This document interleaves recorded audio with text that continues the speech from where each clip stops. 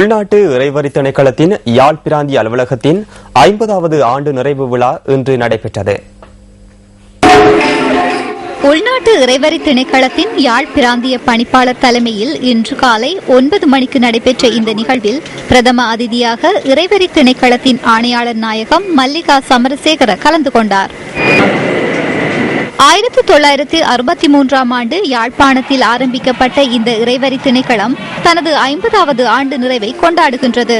இதன்போது முறையாக வரி செலுத்தி வரும் யாழ் வர்த்தகர்களை கௌரவிக்கும் முகமாக பதக்கங்களும் வழங்கப்பட்டன. இதன்போது 5 வர்த்தகர்களுக்கு தங்கப்பதக்கம் வழங்கப்பட்டதுடன் 13 வர்த்தகர்களுக்கு வெள்ளிப் பதக்கங்களும் வழங்கப்பட்டன.